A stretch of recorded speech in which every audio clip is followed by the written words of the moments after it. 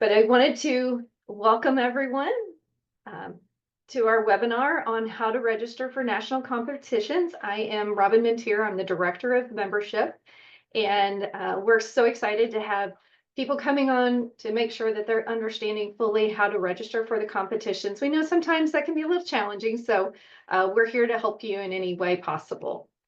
This is Career and Technical Education Month, so we wanted to kind of get started by just celebrating the fact that Educators Rising is a national career and technical student organization. So we've dedicated this first week of February to celebrate being part of the Career and Technical Education Month. And I hope all the chapters have taken a little time to see the activities that we've lined up for this week and are participating. We'd love to see your photos on social media.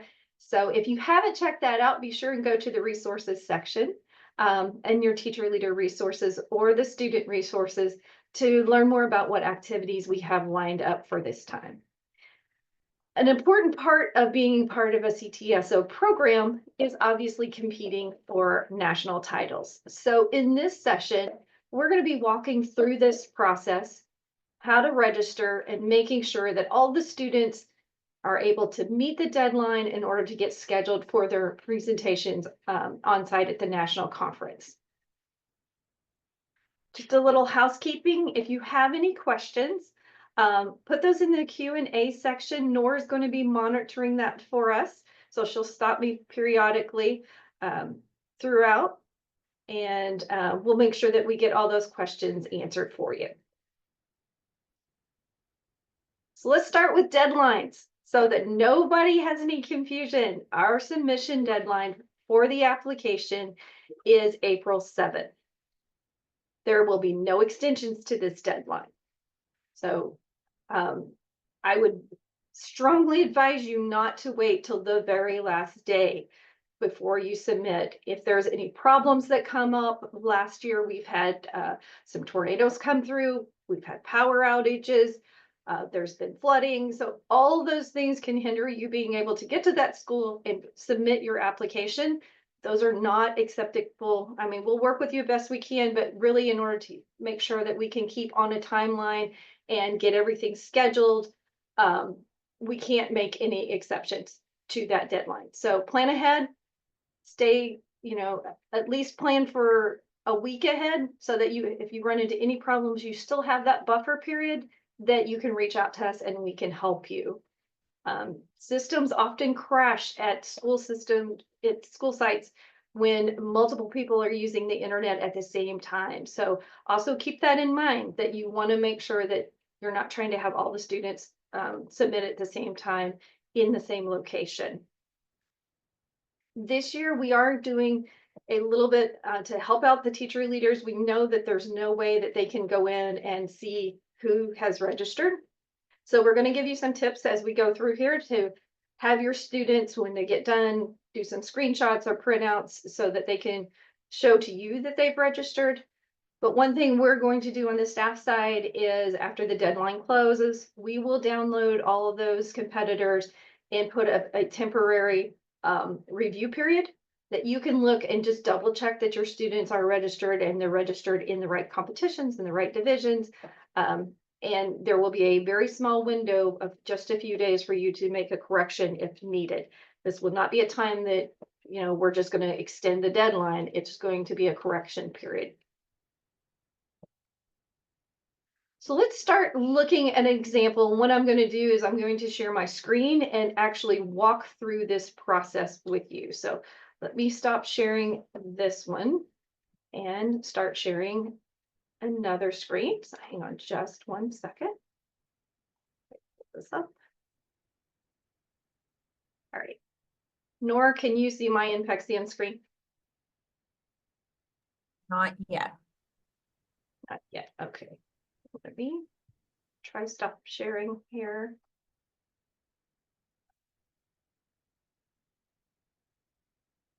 Second.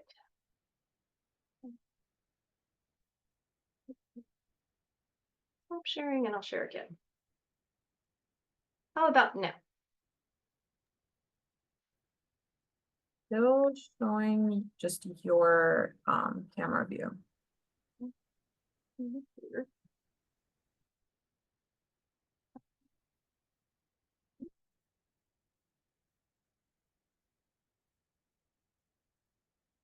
Okay, that's not good. Can you see if I put it on this screen? And yeah,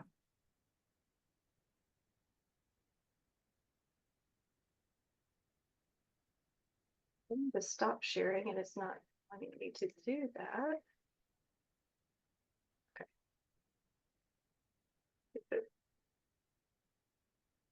okay, now we're good. Now we're good? Okay. Thank you. Sorry about that. Sometimes this sharing is not as user-friendly as we would like. So we're going to use my test student, and my test student's name is Jordan. So first thing we need to do is go to the website. If you've not ever had your students log in, we'll just start there. And you'll see there's a student button up here. And then access my profile account. That'll take them over to the login screen. And they can log in. They'll need to know that email address that they signed up with in our system. So it's very important that you have this information ready before they ever get started. And then the password that was set up, if you don't know the student's password, we can't give you the password, but we can reset the password. One thing I will tell you, there is a forgot your password link there. It's likely not going to work if they're using a school's email address. For some reason, the schools like to block any external emails, so often they won't get that email address, that email bounce back that tells them how to set their password. So if you do not know and your students have forgot, I would advise you to just send an email to info@educatorsrising.org and we will be able to reset that password for you. Once you're logged in, you should see the student's name over here in the right-hand side dropdown. And from there, you're going to go down to the Educators Rising High School resources. They should be clicking on the student resources. Teachers, you cannot register your students for competitions. They have to register themselves unless you have their login information. We strongly discourage teachers from logging in and doing this because often the teacher will upload the wrong information or cross students' information, and it will cause that student to be not registered for that competition. So one of the leadership building skills that we like for our students to do is they need to be able to go in and actually learn how to complete applications on their own. So we encourage you to take some time in a classroom and just let them all work on registering. Once they are in the resource section, they're going to go to the National Conference and Competition Resources area and click Apply National Competitions. So there's a lot of resources in here to help them get prepared for their competition. We have a cheat sheet that you guys have probably already started looking at that kind of shortcuts the basics for a competition. That is just to be an overview, though. They really need to go through and read the full guidelines. If they're wanting to learn more about a competition, we've done a webinar, we've done overview PowerPoints and videos. They're welcome to, check those out. We're not going to go through each competition today. That was done before, and you can watch those recordings. What we are going to take a look at, though, are the competition guidelines, and then also move on to actually registering them. So we're not going to do a full deep dive, but I encourage them to take a look at these competition guidelines as they may be different from what you have experienced at the state level. So they need to be really prepared using national guidelines. We've even created a checklist on how they register as a part of those guidelines. So this year, we have broken them down to the different divisions. If you're new to this organization, we have competitions broke down by middle school, high school junior varsity and varsity. So junior varsity would be 9th and 10th. Varsity is 11th and 12th. Sorry about that. And this year there is a little difference, even if you have been a competitor before, in that each division will have its own link to the application.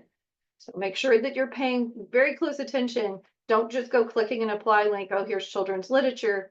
You want to make sure that you're clicking the right division's link. Registering in the wrong division will result in disqualification. So pay a little extra care when you're registering. We also have a collegiate division for any of those folks that are competing in our collegiate competitions. So I'm going to start with lesson plan and delivery.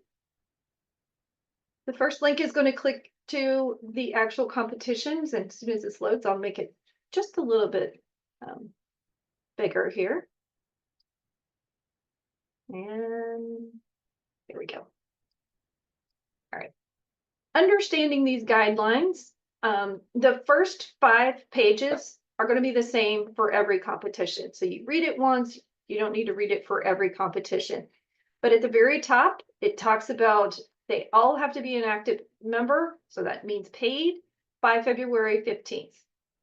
We can take credit cards. So if you haven't got a payment in yet, but be sure to stay on top of your accounting department to make sure that those payments are received in our office by February 15th.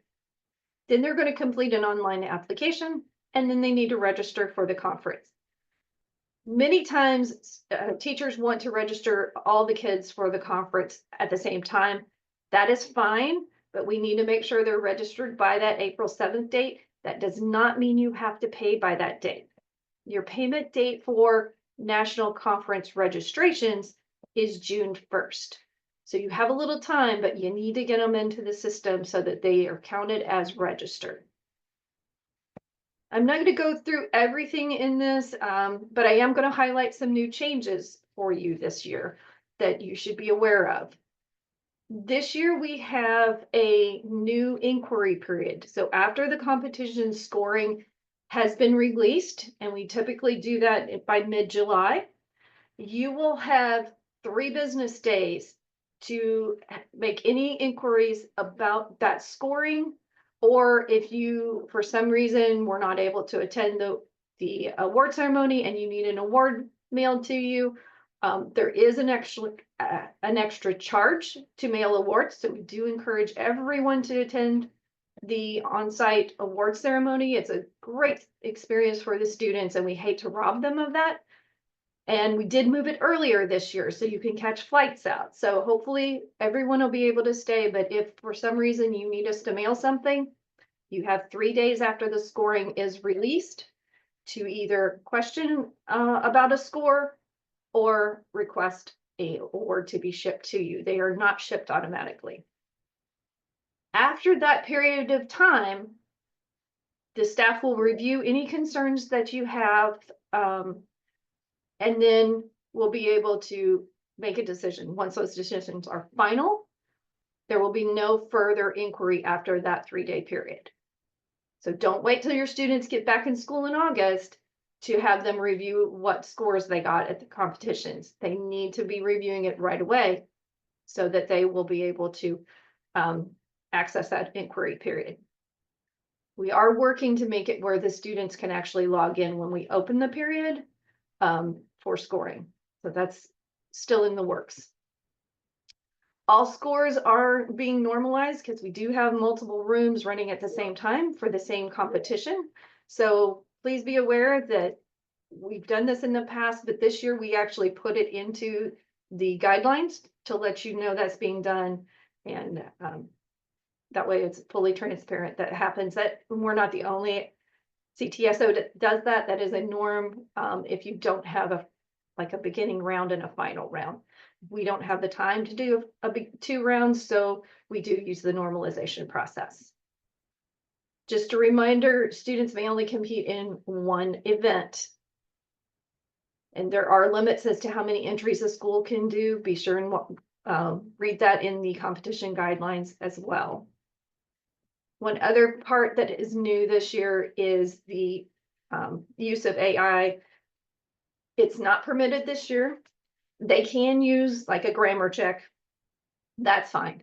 But any other use of AI is prohibited at this time. All right. Other things on the competition guidelines. Here's a checklist. I encourage every one of your students to go through each one of these steps, make sure they've checked them off so that they know they've done all the steps to be fully registered for the competitions on site.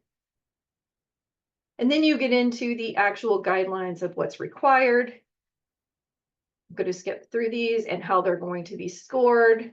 And then the final sheet, this is a real long one, but the final sheet will be what the judge's scoring sheet will look like. They do score electronically, but this is basically what it's working off of. All right. So now with that, we are going to jump into what it looks like to actually register for that competition. So I'm going to register as a varsity person. You're going to come to this page. What it's saying is you need to log in. And it will automatically, if you just click the login, it pulls their login information from the database. So it will log them on in. All right. Now that you're in, the very first thing you do before you ever click anything else is make sure this is the right student. We know that many of you have to share computers. And so one student will be registering right after another. Be sure that as soon as a student is done registering and has collected all of their proof that they've registered, that they log out so that when the next person logs in, it will show their name. Because they are only able to register in one competition one time, you'll get problems if this person's not logging out and then they're trying to register on somebody else's account. So always make sure that that has been logged out. So we're good to go. Jordan is who we want to register for. We're going to click register. That's going to take us into this application. Couple of new things that are required this year.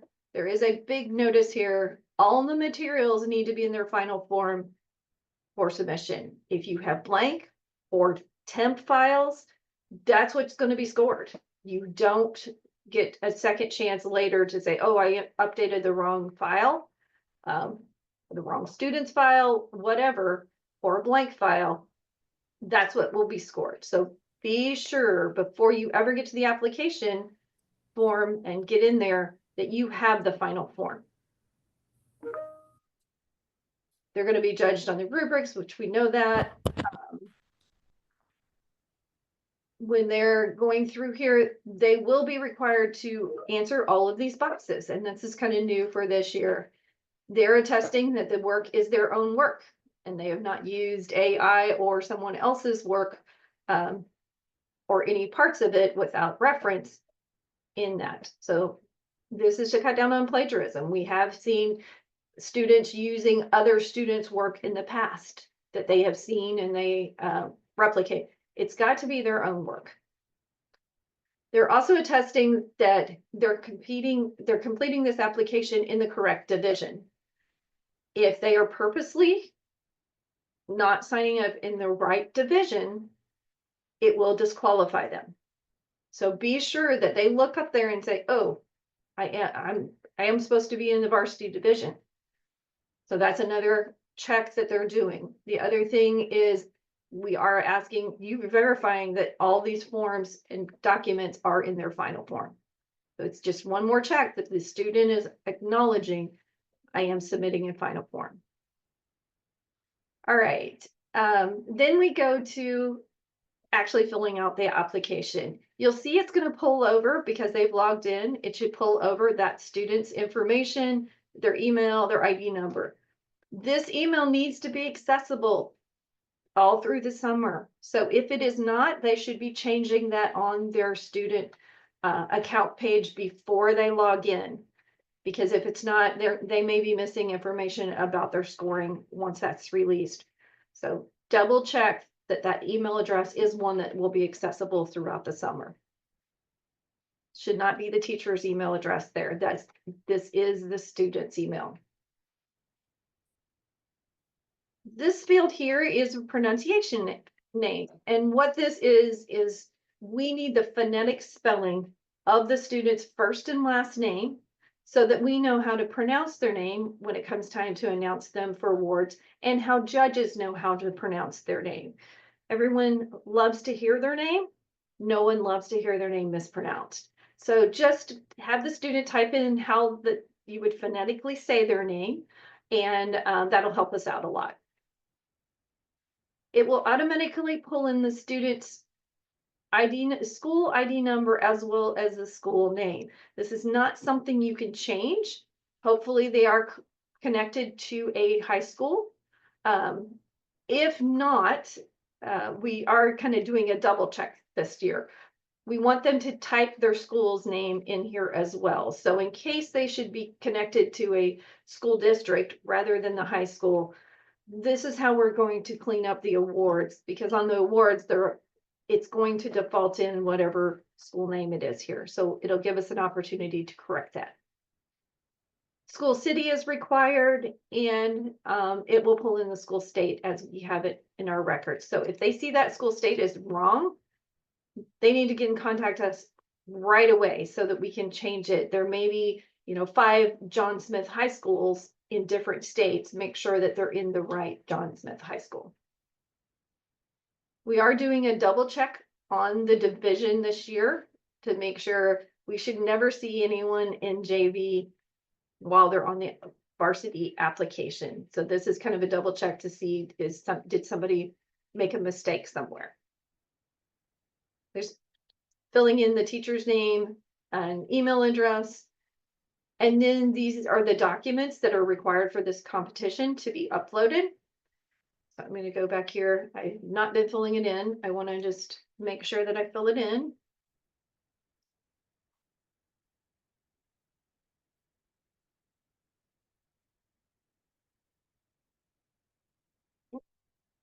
Let's see. Let's just.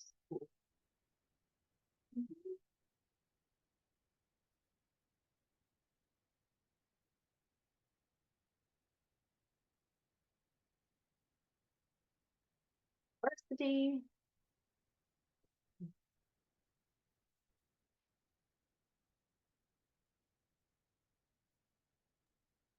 Robin, we have a question about if there's a specific format to upload documents. They have to be in PDF. And it will show you right here the allowable type. So I'm just going to find a couple of PDFs that I have on my desktop to pull up here real quick. When you see it in the window, then you still have to click the green upload file, and then you have to tell it proceed with upload. So there's like a couple of steps to get it to upload. When you're, some of these require video links like this one does. Your video link has to be set to public. Now, it doesn't have to be fully public. It just needs to be public. Anybody with this link can open it. So it can be private, but as long as somebody with the link can open it, because the judges will log in here to watch this video. And these videos have to remain on the site, be it YouTube or Vimeo. Those have to be on the site until the end of the conference, because they may need to go back and access them. So don't let students take them down, rename them, or anything like that. It needs to say that same link. So I have one here that I'm going to pop in.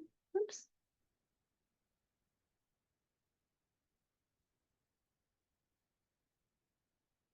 All right. This is just an agreement that it is their own work. And then we move to the question. We're always wanting to know how much impact we're making in the field. And so what we put this on is just to estimate, it doesn't have to be an exact number, how many people were impacted by this student competing in this competition. So did they practice in front of the class? Did they practice in front of their parents? Did they practice or compete at a state or regional event? just add up those numbers, estimate. That'll give us something when someone asks what kind of impact are we making in the field, we can use those numbers for that. Then we ask the highest grade level of the participant. This goes back to kind of making sure they're in the right division.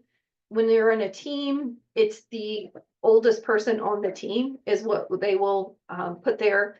But in an individual competition, it should be who the actual applicant is. So I'm going to say that this person's a senior, which should make them be in the varsity division. And then we're going to hit preview. Now, one thing I didn't point out that is new this year is a save as draft. They can do this if they maybe get started and then they realize, oh, I don't have this, I need to jump out.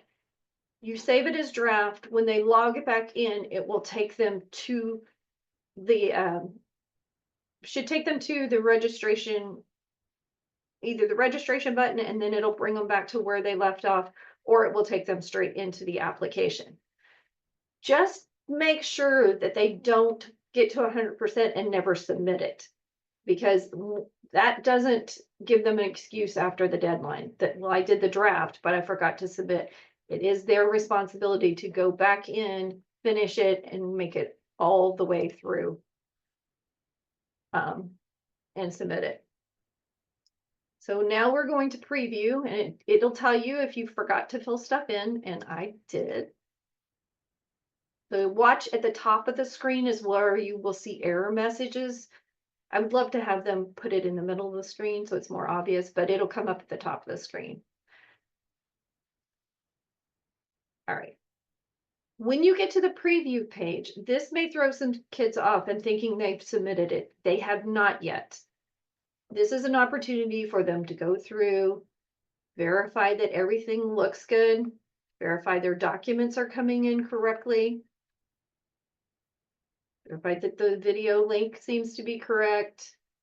And then at the very bottom, they're going to click register. They have not registered fully until they see the success screen.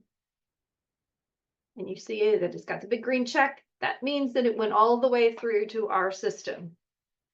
Now, before they leave this screen, though, there is one thing that they will need to provide you for the registration, the conference registration. So I would say click View Application. And at the very top of this application is this application number. That will be asked for on the registration form. So make sure they're doing, they're saving that, doing a screenshot of it, whatever, and they're able to show you that.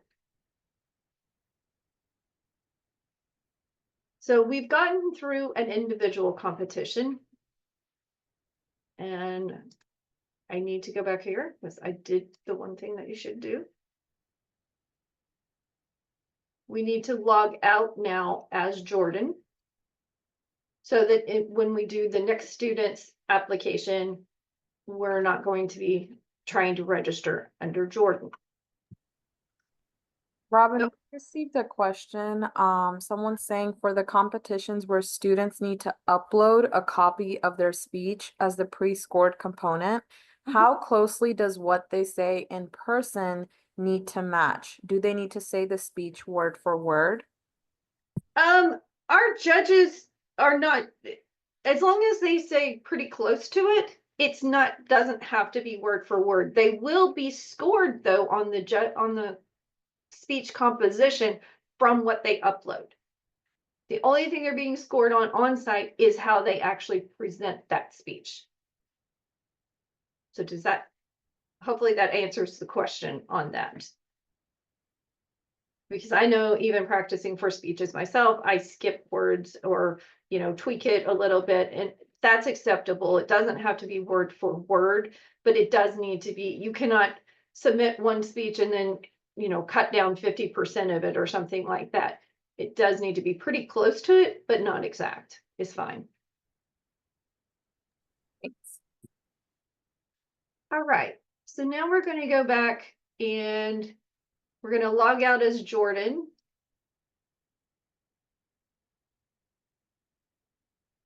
And I'm going to log in as another student, and I'm going to show you, walk through the process for a team competition because it's slightly different for a team. Grab my person that I'm going to put in a team competition.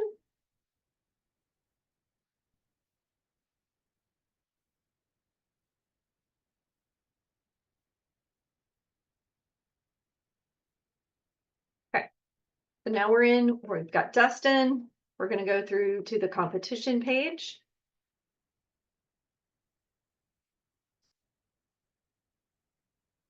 And we're going to register Dustin in Researching Learning Challenges, which is a team competition. And we'll go with JP.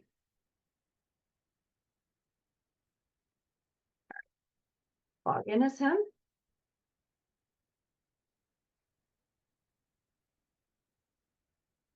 For team competitions, you only need one submission for the entire team. Please do not have each team member register them. That just slows down our process. And you will have all kinds of problems because we'll start deleting and we may delete the wrong application. So one application per team, you will list all the team members on it. So just make sure that before you're starting to register, you have all the team members' names, email addresses, and ID numbers, because all of that information is going to be needed in here. When you're grabbing the ID numbers, make sure that it is the record that has their membership, because it does check to make sure that they have a paid membership. So if you know that there's a student in our system that maybe has 2 records, make sure that the ID number you're using is the one for that particular student that has the membership on it. So we're going to click register again. I'll do better this time and just click all these checks to begin with. It will be pulling in the school's ID and the school's number again, name again. Just make sure if that's correct. Add that and the city. You guys can't tell I live in Florida. And then it should be the junior varsity division. Teacher's first name.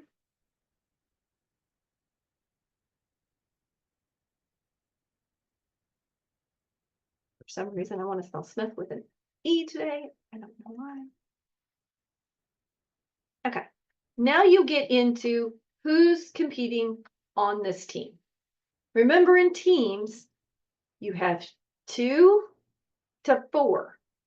That is the max you can have and the minimum that you can have on this team. And one question we get every year, we're going to just go ahead and answer it now. Can I switch out team members if somebody can't come? You can swap up to 50% of the original team. So if you had 4 members, you can swap out 2. If you had 2 members, you can swap out 1. You cannot swap any people on an individual competition. If it is a dual competition, however, such as children's literature or one of our contests, you have 2 options there. You can take a 2-person team and switch out one of those people. The other option is that individual person can also just compete by themselves, because dual competitions are considered individual competitions because they can be either individual or have 2 presenters. A team does not work that way. So you have to swap out 50, you can swap out 50%. You cannot swap out 100%. So keep that in mind. And 1 person cannot present for an entire team. So if 3 people drop out of a 4-person team, drag someone else from that's going to the conference to help them out so that they can still participate, because we cannot let them participate if there's only 1 team member present. So once you have all those teams set together and your ID numbers and everything, then you can start registering them. So our first person is going to be Dustin, who is actually completing the application, and his email address. Got that. And I skipped here, his name. This name lookup is kind of tricky, so I'm going to give you some tips on how to make this work better. So I can type in Dustin Mintier really fast, and oh wow, of course it works today. A lot of times it will not find that person. It could find 10 other Dustins, but not the one you're looking for. If that happens to you, you can simply start backing up letters. I don't know why that works, but often when you take the last letter off, then it will narrow it down to that particular student.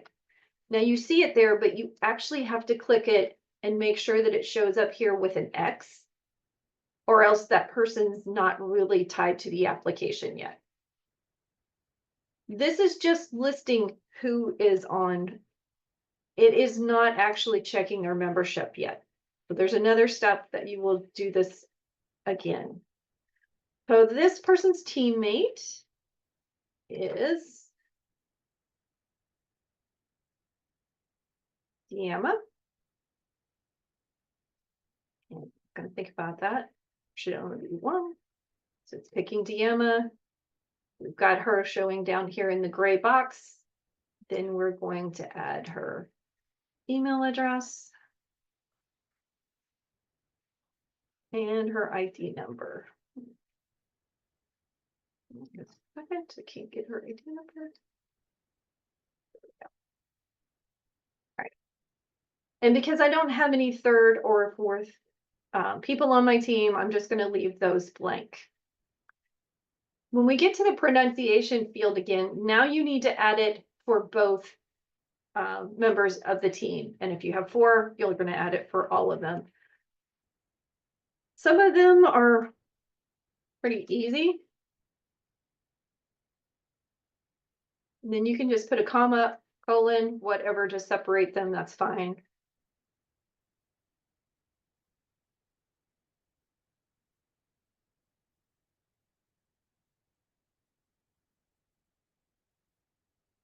After this webinar, nobody should be able to mispronounce my name. All right, now this one requires that there is a position paper that needs to be uploaded. Like that, go through the upload and then verify that it's uploading. And then certifying that it is our work. How many people did we impact? This right here is for the oldest member of the team. So let's say that Dustin was a freshman, but Deanna is actually a senior. You can still go through, well, actually on this one, Deanna would have to be a sophomore. So this is what you would click on there. Because if you have a senior, then you should be on a varsity form because you're going with the highest level of that student. So when you have multiple on there, look to see who is the highest level. That's the application form you need to be using. In the case of you've got 2 JV people, but one is a sophomore, one is a freshman, then you're going to go with the highest level here. And this is for the 24-25 school year. I know sometimes that people get confused. Well, they're a senior when they get to the conference. When you're filling out the application, it's what are they at that particular point, not what they will be when they present at the conference. So make sure that you're picking the right division. So far, this has been very much like an individual one. Now you have a next page. This is a crucial step. Here, you need to look up and add each person that is part of this team. Again, like I said, the first page was listing them. This page is checking their memberships. So you do have to do it twice, and you do have to make sure that you do every person on the team. So we're going to do Dustin. And it's similar type of lookup.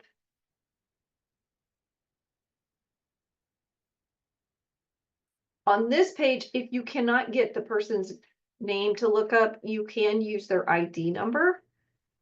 But make sure also that you click it once you find it, and then it shows up down here with the little X beside it. That way you'll know that you've added it. Now I'm gonna see if I can get this next one, Yama's looked up with the ID number. This will not work on the previous pages, but I have been told it will work on this page. Let me just see if it will.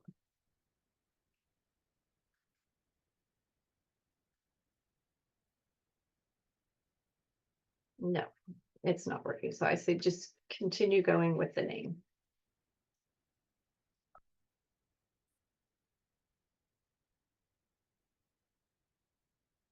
And you can see it's thinking over here in the corner. So if you think it's not doing anything, it is working. It's just a little slow. All right, now we have her. Ideally, these would be from the same school. They shouldn't be crossing over different schools. Again, we go through the preview process. We can review everything that we have submitted, any of our uploads, make sure that all of it's got the right division information, and then you do have to click the register.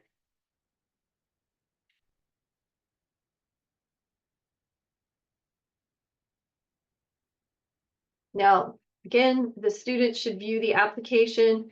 If they go back to the competition, they can still get that application ID number this way. So either one of those screens will give them access to that application number and gives them an opportunity to view their application again. Screenshot, print this page, whatever, but they need to make sure they had that number.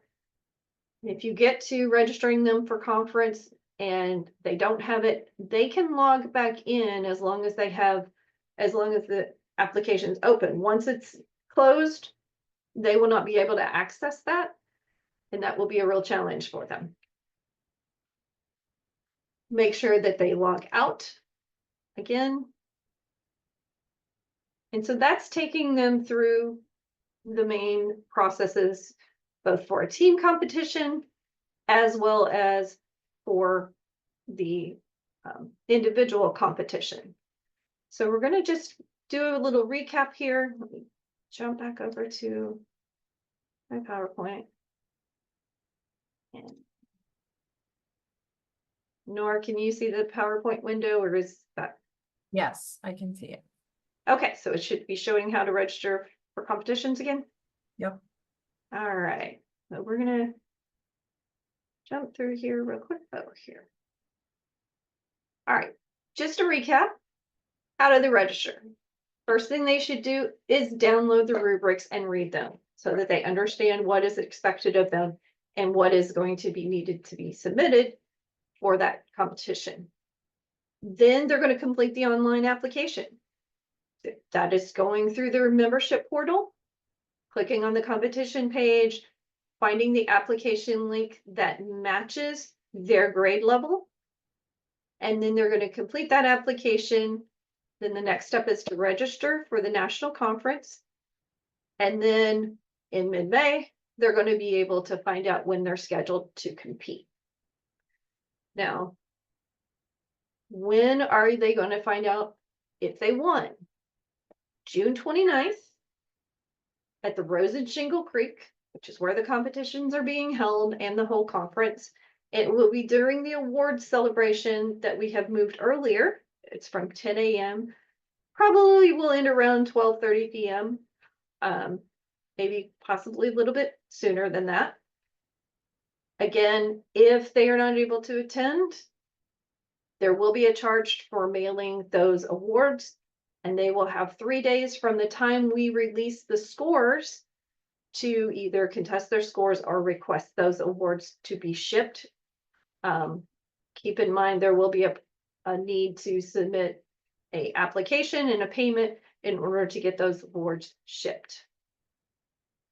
I'm going to stop sharing my screen just for a second and hop over to our website real quick, if I can get it to get over here. or I can pull this up. And I'm going to share just briefly, we will be having another webinar in March that will walk them through how to register for the conference. But I want to show you now where to go about getting that information so you can start checking that out. So let's get over here. Are you seeing my web screen, Nor? No, it's on your camera. Okay. How about now? It says, yes, the website, I can see it. So when you're going to register your students for the actual conference, you're going to go through the conference. There is a main page here. If you haven't been here, there's a lot of great information, including hotel information on the conference, competitions, and registration. You'll see there's some clear buttons here. You're going to register students as non-competitors or competitors. There are forms that you need to complete for students if they are registering. I'm trying to find those forms on this page. I'm not sure where they are, so I'll have to find those permission forms. Nor do you know exactly where those are? They may be on the student page. I don't Okay. recall where they are on our website, actually. Make a note that we'll ask Michael to put those a little more prominent on the page. So when you're registering, you saw that we started on the registration little button there. I just went to register as a student non-competitor. And it's giving you a second chance. This is only for students not competing. If you want to register, I want to return and register a competitor, then it's going to take you over to the steps to register as a competitor. So there is a fail-safe if you click on the wrong thing. But if you're registering competitors, you should see this with all of these competition links here. And it is making sure that before you register for the conference, you must register for the competitions because that's a key. That application number is key. So make sure that they go through. We even provided the links for them to go through it from here if they need to. It will require them to log in. It's still going to require the login, but in case they skip that step of going through and registering through their resource page, we can click here and it's still going to walk us back through that process. Once you've done that, then you can go through and register for the conference. I'm going to check with Michael because there should be a link. This is supposed to be linked here to actually register. So we'll get that fixed as well. So that pretty much wraps up how to, and I'm going to stop sharing my screen here, how to register. Nor do we have any questions?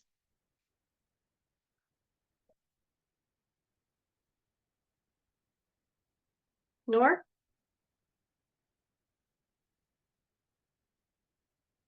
Are you still there? Yes, sorry, my mic was having some issues. Yes. Oh, okay.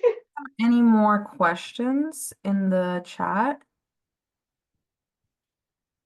Well, if there's not any more questions, we'll wrap this up. I hope this was helpful. It will be posted next week on the competition page. So if you need to refer back to it, it's going to be there for you. If you have questions specific about the competitions or even the registration, reach out to info@educatorsrising.org. I know oftentimes people like to put it in the Facebook chat. Please know we don't monitor Facebook chat on a regular basis for questions. So we prefer that you reach out to our email address, info@educatorsrising.org. You'll find that at the bottom of our website, or give us a call. Definitely, if you're emailing, be sure and clearly explain what your question is. If you're talking about a student not being able to log in, provide the student's name and their ID number, if at all possible. We get a lot of emails that say, my student cannot do this. That just makes extra steps that have to be taken in order to get you an answer. So if you would say my student and give the name and the ID number, we can look into it and answer things a lot faster. So just kind of keep that in mind when you're sending us emails. We're happy to help. It can be a lot. I know if you've got a lot of students registering. So just be prepared ahead of time. Set early deadlines for your kids, especially if you know spring break is going to be before that deadline. Just plan ahead as much as possible. Don't wait till the last minute because this year we are very hard on our deadlines and there won't be exceptions. So I want to thank you all for coming. Happy Ed Rising Week. I hope you all are ready tomorrow's Spirit Day. So be sure and take lots of pictures of your kids wearing your Ed Rising gear and post those on Instagram and share those with us. Be sure and tag us whenever you're doing some posts. We'd love to see your photos.